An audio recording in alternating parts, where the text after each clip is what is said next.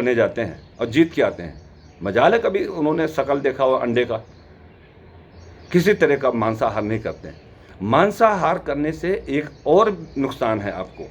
देखिए, जब किसी की जीव को मारते हैं तो उदाहरण अगर दें, आपके शरीर में अगर ठोकर भी लग जाता है तो आपके रोए-रोए खड़े हो जाते हैं, मतलब काँप जाते हैं। एक भय आ जाता है शरीर के अंदर। भय का एक वायरस, वायरस नहीं, भय से आपके शरीर में एक कंपन पैदा हो जाती है, एक डर पैदा हो जाता है। जैसे ठोकर लगा, अरे मैं तो बच गया, हाय! पसीना आ जाता है। ऐसे जिस पशु को मारते हैं उसके अंदर वो बोल नहीं सकता। आप अगर किसी पक्षी, अगर कोई बोलने वाला होता, कोई पशु बोलने वाला होता, आप उससे पूछते कि क्या आपको मारने से आपको पीड़ा होती है, और आपको जब मारा जाता है तो आप क्या सोचते हैं? तो वो भी यही बताता कि मैं यही सोचता हूँ कि अगर मैं आपको मारने लायक होता तो आपको मारता। मतलब उसके अंदर बदले की भावना, क्रोध, भय, ये सारी चीज़ें उसके उस मांस में, उस चीज़ में विद्यमान होती हैं, और हम उसको खाएंगे तो हमारे अंदर आती हैं। आप मुझे बताइए भाइयों, कौन से मुर्गी, कौन से पशु का इंजेक्शन, ब्लड लेकर के सैंपल टेस्ट किया जाता है कि ये किसी प्रकार की बीमारी इसके अंदर नहीं है, और तब उसको मार के आपको खिलाया जाएगा? कहीं ऐसा टेस्टिंग का सिस्टम नहीं है।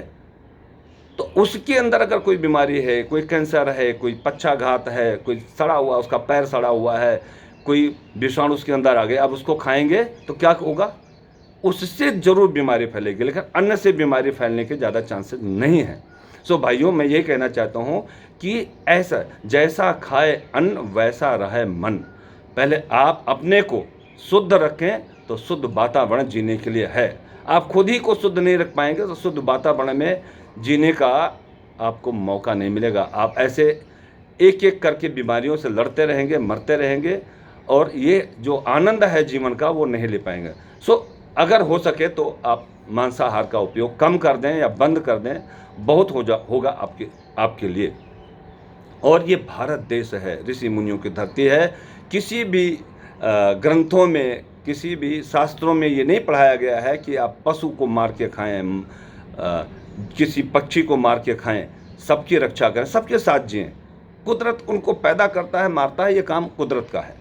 तो उसके ऊपर, जो सबको पैदा करने वाला, सबको मारने वाला है, उसके ऊपर छोड़ दें।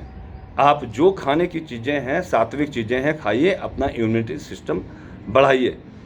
और आज उसका फ़ायदा उन लोगों को मिल रहा है जो इसका उपयोग करते हैं। भाइयों, एक बात देखिए, अब हमारे आदरणीय मोदी जी ने 20 तारीख के बाद काफ़ी कुछ जगहों को खोलने का निर्णय लिया है, निर्देश दिया है। तो घबराइए मत, ये वायरस आया है, इससे लड़ाई अब अंतिम चल रही है, ये जल्दी ख़त्म होगा। लेकिन अभी लड़ाई है, ये मान के चलिए अभी लड़ाई है, और आपको अभी कष्ट झेलना पड़ेगा। जब बीमार हो जाते हैं तब कष्ट झेलते हैं ना, तो बीमारी से पहले का भी एक कष्ट है, इसको झेल लीजिए, सब कुछ ठीक हो जाएगा। आपको बताएं कि हमारे भारत देश में 748 ऐसे कुछ ज़िले हैं। तो सबसे बड़ी खुशी आपको होगी कि 400 ज़िलों में इसका प्रादुर्भाव नहीं हो पाया है। कोरोना 400 ज़िलों में नहीं फैला हुआ है। तो सबसे पहले हमारे 400 ज़िले जो बचे हुए हैं उनको खोला जाएगा, जहाँ तक मेरा अनुमान है। कृषि कार्य करने वाले भाइयों को फ्री हैंड दिया जाएगा। इसी तरह से बिजनेस व्यापार को धीरे धीरे खोला जाएगा। लेकिन जल्दबाजी हमें करने की ज़रूरत नहीं है, क्योंकि हमारी सरकारें, जितना उनमें दमखम है चुनी हुई सरकारों में, वो सब लगा रहे हैं। इस समय कोई भी वो आपस में लड़ाई नहीं कर रहे हैं। अभी एक ही लड़ाई है वायरस से, कोरोना वायरस से सभी लड़ रहे हैं, और हम भी उनका साथ दें, क्योंकि जब तक जन जन नहीं तैयार होगा तब तक ये लड़ाई पूर्ण रूप से जीती नहीं जा सकती है। आप सीधा डॉक्टरों के ऊपर, सरकार के ऊपर नहीं छोड़ सकते हैं, आप स्वयं ये लड़ाई लड़ें।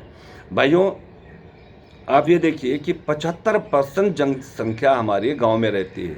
अब 400 डिस्ट्रिक्ट में ये बीमारी नहीं फैली है, तो आप समझ लें कि 60% हमारा भारत 70% बचा हुआ है।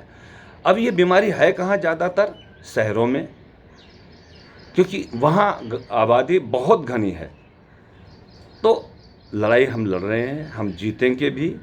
हमें इम्यूनिटी पावर बढ़ानी है, हमें सात्विक जीवन बिताना है, यही सब इसका मार्ग है, इससे लड़ने का है। और लड़ाई अंतिम क्षणों में चल रही है।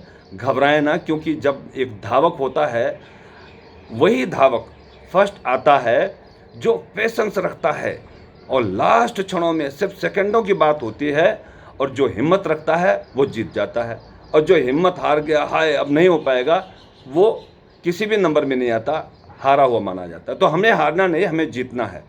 पूरा विश्व हमें देख रहा है, पूरा विश्व हमारे भारत देश को देख रहा है कि वाह वाह नरेंद्र मोदी जी वाह, आपने जो निर्णय लिया है बहुत अच्छा लिया है। और देशों की भी हम जो है सहायता कर रहे हैं, दवाइयाँ भेज रहे हैं, वो हमें और भी अच्छा मानते हैं। सो भाइयों, अच्छा करेंगे तो अच्छे माने जाएंगे। हम लोग अच्छा करने का ठान लें, अच्छा ही होगा, लेकिन उन दुष्टों से दूर रहने का भी ठान लें, उनसे किसी तरह से दूरी बनाएं और आप अपना बचाव करें। बाकी काम सरकार का है, सरकार उनको दंड भी देगी, जेल में भेजेगी और ऐसी धाराएं लगाएगी कि उनकी नानी याद आ जाएगी। खैर, हमें किसी का भी बुराई नहीं करना है, हमें इस वायरस से लड़ना है। और हम आपसे निवेदन करते हैं, अगर मांसाहार छोड़ सकें तो एक बार विचार जरूर कीजिएगा मेरी बातों पे। जय श्री राम।